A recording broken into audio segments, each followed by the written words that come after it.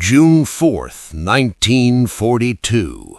The Pacific Ocean is silent. 4 Japanese aircraft carriers, pride of the Imperial Navy, are steaming toward Midway Island, confident their plans are secret. They are wrong. Deep inside a U.S. Navy intelligence basement in Pearl Harbor, American codebreakers already know where the fleet is, not because of spies, not because of luck, but because of mathematics. And one of the men who made that possible was Andrew Gleason, not a teenage runaway, not a myth, but a 21-year-old Yale mathematician whose insight helped turn unreadable Japanese naval traffic into usable intelligence. This is the real story, without exaggeration, of how an unbreakable code was finally weakened. December 7th, 1941. The attack on Pearl Harbor leaves the U.S. Pacific Fleet crippled and American intelligence blind. Japan's primary naval code, known as JN-25, is a layered system of thousands of numbers, additives, and periodic changes. By early 1942, American cryptanalysts can read less than 5% of intercepted Japanese naval messages. They know the enemy is planning something, but not where and not when. Failure to break this code means defeat at sea. Contrary to popular internet myths, Andrew Gleason was not a teenage enlistee. Born in 1921, Gleason was already recognized as a gifted mathematician. He studied at Yale University, publishing advanced mathematical work before most students finished undergraduate studies. In 1942, at age 21, Gleason was commissioned into the U.S. Navy and assigned to communications intelligence. He was not brought in as a miracle child, but as a trained mathematical mind placed into a system desperate for solutions.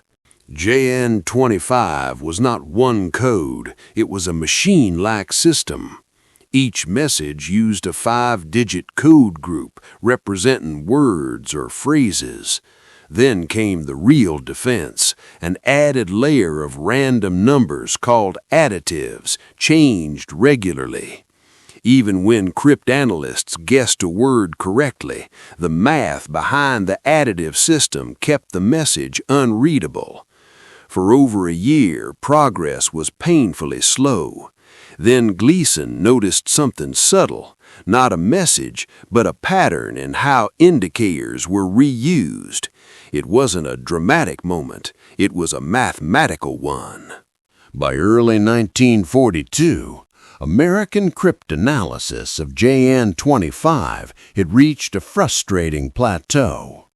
The problem was not vocabulary, it was arithmetic.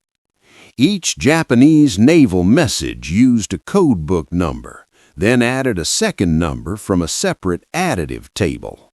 The result masked the original meaning completely. What Andrew Gleason noticed was not a word, but a structural weakness. Indicators, short numerical groups meant to signal which additives were in use, were being repeated in ways Japanese operators did not realize were dangerous. Gleason applied a method known as indicator subtraction, mathematically removing one intercepted message from another. The content still remained hidden, but the additive layer, the hardest part, began to peel away. For the first time, cryptanalysts were no longer guessing blindly, they were calculating. Gleason's contribution did not break JN-25. What it did was far more important. It made large-scale progress possible. With indicator subtraction, U.S. cryptanalysts could strip away additives faster than before. By late April 1942, American intelligence could partially read over half of Japanese naval traffic, compared to less than 5% just months earlier. Messages still arrived fragmented, missing words, incomplete sentences, but patterns began to emerge. Carrier movements, fuel logistics, timetables. Most critically, references to a mysterious objective called AF. The breakthrough transformed raw radio noise into actionable intelligence. For the first time since Pearl Harbor, the United States was no longer reacting, it was anticipating.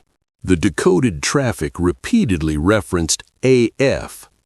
American analysts suspected it meant Midway Island, but suspicion was not enough.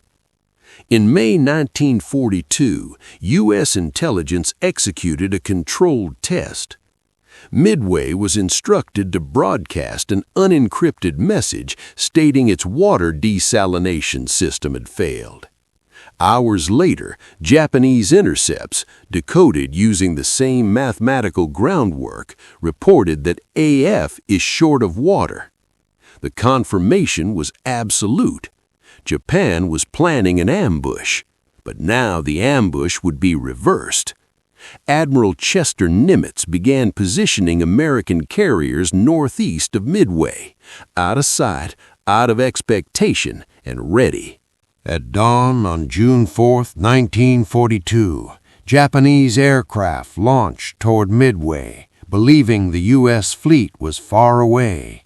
They were wrong. American carriers, Enterprise, Hornet, and Yorktown, were already in position, guided by intelligence derived from months of cryptanalysis. The battle that followed would destroy 4 Japanese fleet carriers in a single day. Midway was not won by code-breaking alone, but without it, the battle would almost certainly have been lost. Andrew Gleason never stood on a flight deck. He never saw the explosions, but the mathematics he helped apply ensured American pilots arrived at the right place at the right moment in history. Despite the disaster at Midway, Japanese naval intelligence did not immediately conclude their code had been compromised.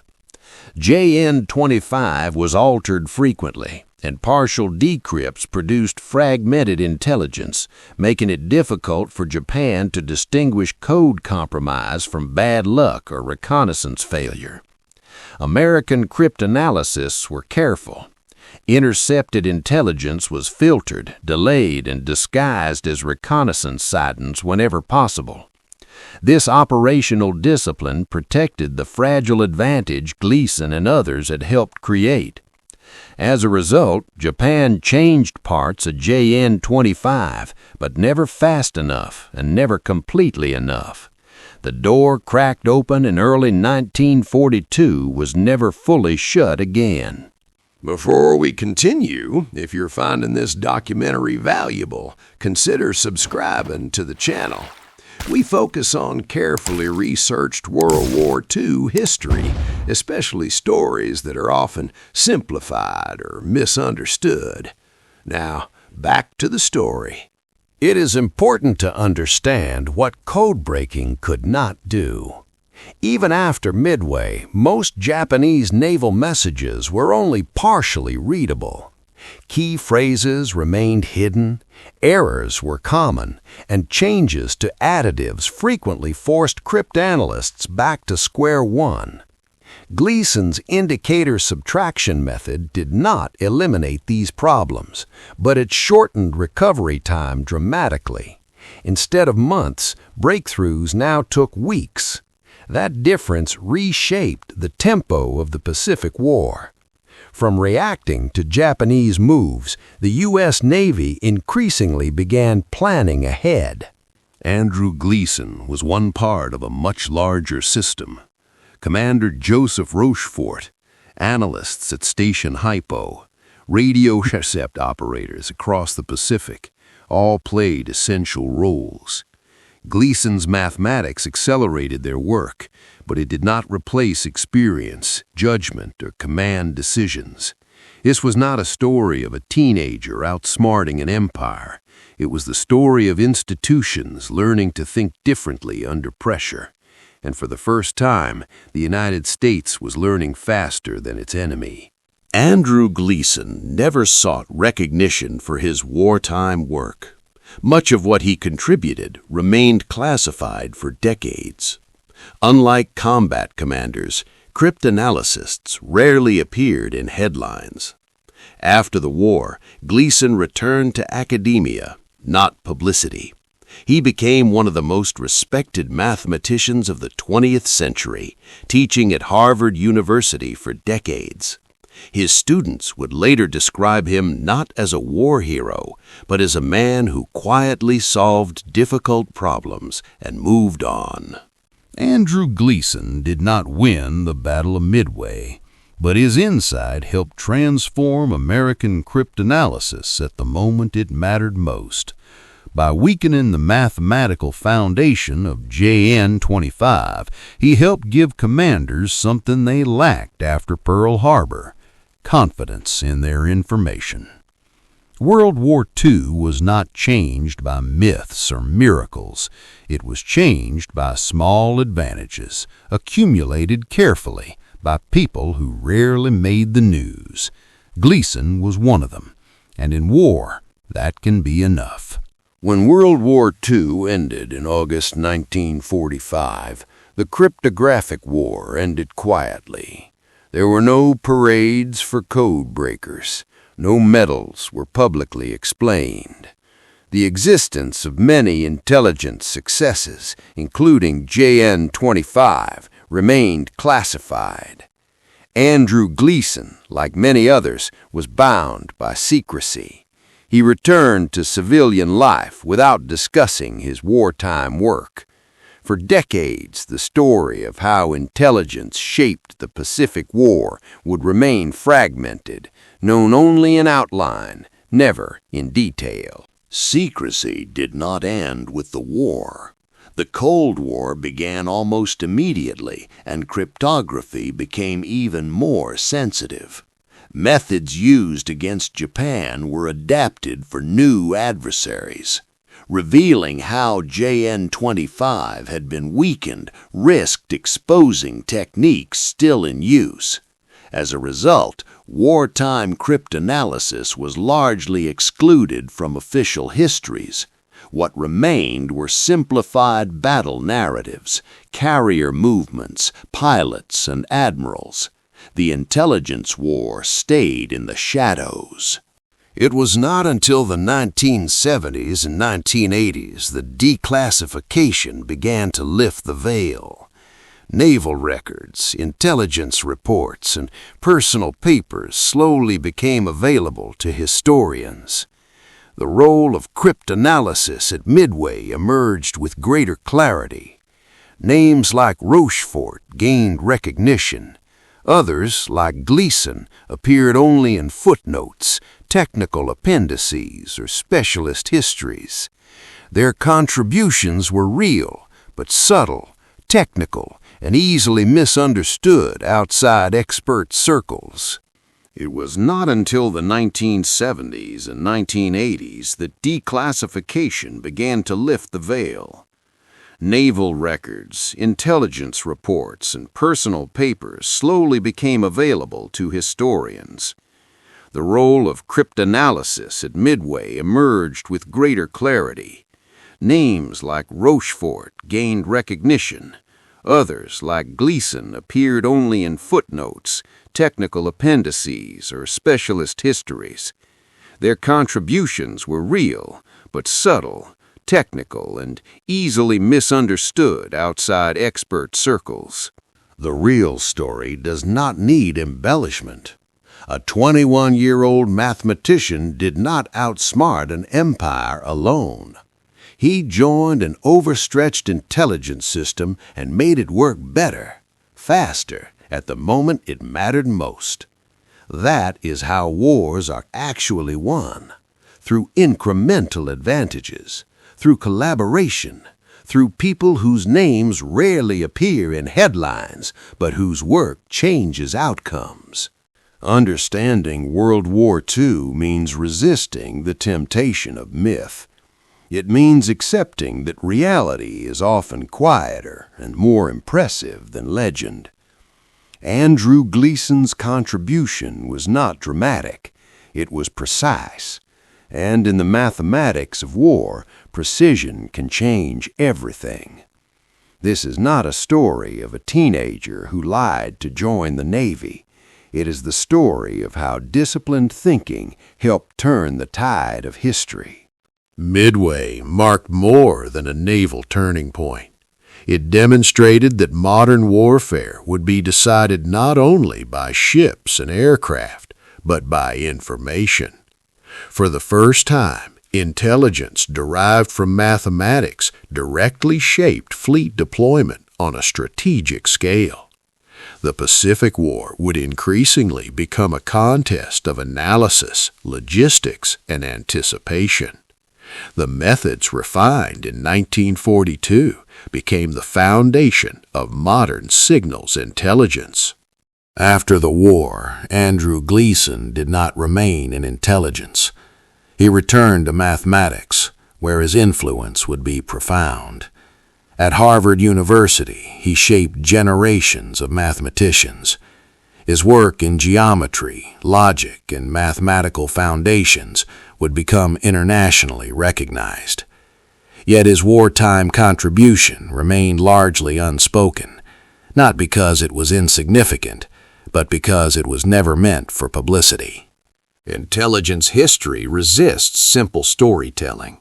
It involves partial information, probabilities, and decisions made under uncertainty. Success often looks like luck. Failure looks like inevitability. This makes intelligence stories vulnerable to distortion, especially when compressed for popular audiences. But understanding them matters because they explain how decisions were actually made. The myth of a teenage prodigy cracking an unbreakable code is easy to remember. The truth that disciplined analysts improved a broken system step by step is harder to explain. But it is also more honest. It shows how real progress happens, not through miracles, but through method. And that reality is far more relevant to the modern world. Andrew Gleason never claimed credit for Midway. He understood that his role, like most intelligence work, was partial. But partial contributions can still be decisive. When lives depend on timing, even small advantages matter. In 1942, mathematics quietly became a weapon, and few weapons were more precise. History asks for patience, for attention to detail, and for resistance to convenient stories. World War II was shaped by countless individuals whose names rarely appear in textbooks. Understanding their contributions does not diminish heroism, it restores it. Andrew Gleason did not lie to join the Navy. He did not crack an unbreakable code alone. What he did was more realistic and more important. He helped make an impossible problem manageable at a critical moment in history. In war, that can be enough to change everything. And sometimes, the most powerful victories are the quiet ones. History is more than dramatic moments. It's the quiet work behind them.